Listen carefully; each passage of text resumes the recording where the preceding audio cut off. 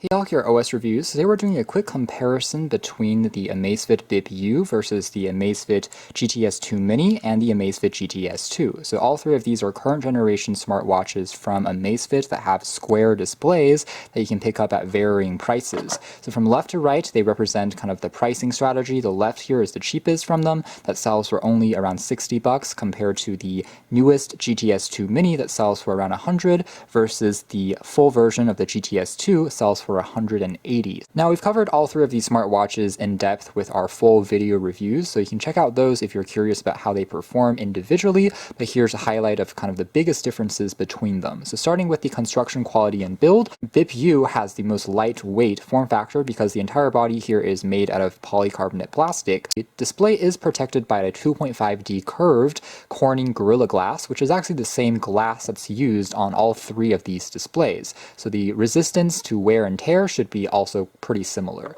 Now next up here is going to be the newest GTS 2 Mini, which has definitely a more premium touch in the sense that it has a larger display versus the Bip U has a 1.28 inch display, so roughly 1.3 inches here compared to 1.55 inches on the GTS 2 Mini, and also much smaller bezels, especially on the bottom here. There really isn't a chin that says Amazfit, so it's symmetrical and definitely looks a bit more classy as you're wearing it. The technology here for the screen is also different. Instead of a IPS LCD screen on the Bip U, we have a AMOLED or OLED display on the GTS 2 Mini, which means that it has a always-on display mode. As you can see, after the main watch phase times out in a few seconds, it can still display a simplified version of the time without eating up as much battery. Finally, the construction here of this watch is also much more premium. It has more of a metal trim around it, as you can see there. Chamfered edges as well as the crown key are all made out of metal, although the back here is still made out of plastic, just like the Bip U. And the sensor array on the back here is also very similar. In fact, the same heart rate monitoring, the same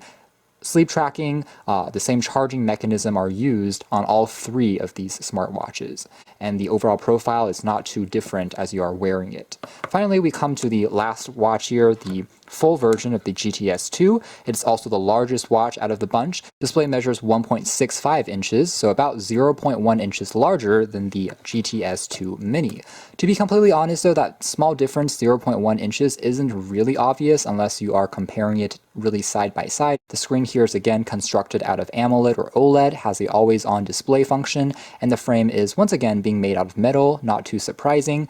In this particular case, the metal does extend a little bit further. The entire edges are metal versus on the 2 Mini, actually only the top half is metal and the bottom half, as you can see, are plastic. So the build here is still going to be a touch stronger, but also we have a Corning Gorilla Glass display and still feels quite solid. And the back here also has the same sensor array. As for other differences, it's really only on the full version of the GTS 2 that we have built-in onboard storage. Again, it's not a feature that I think everyone will use as a must-have function, but it does mean that you can use this as a dedicated MP3 player in the sense that you can store some music locally on the watch as built-in memory and play it back directly, since there is a built-in speaker on the full version of the GTS 2 that you can see here is located on the edge. So if I tap on play here for this track very quickly, you can hear the sound here coming out. I can also change the volume here by turning it up, and this is not connected, by the way, right now to any smartphone, so it has about 3 gigs of storage,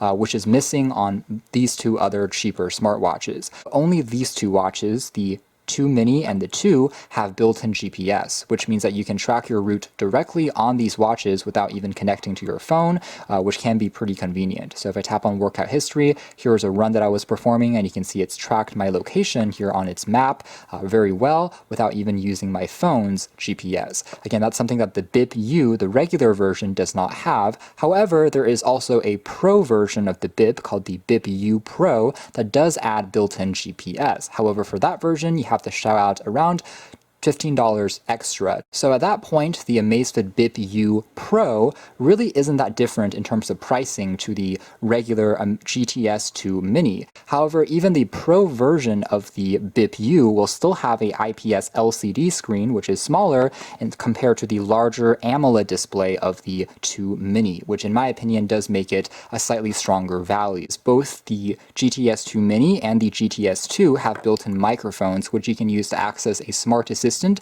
via Amazon's Alexa service. So you can ask the watch questions and it can respond it to you, although again, the 2 Mini doesn't have a built-in speaker. For waterproofing, all 3 watches are rated at 5 ATM, so you can use them when swimming, when taking a shower, and all 3 will survive the same way. Finally, in terms of operation and the system interface, they're all extremely similar. They all feel pretty responsive. Arguably, the more expensive GTS 2 does have the fastest frame rate in terms of the animations for scrolling. You can see here that on a list, it kind of flows through and everything glides, feels very buttery, versus on these other 2, maybe you'll see some occasional hang-ups a little bit more as you're scrolling very quickly, as you can see there.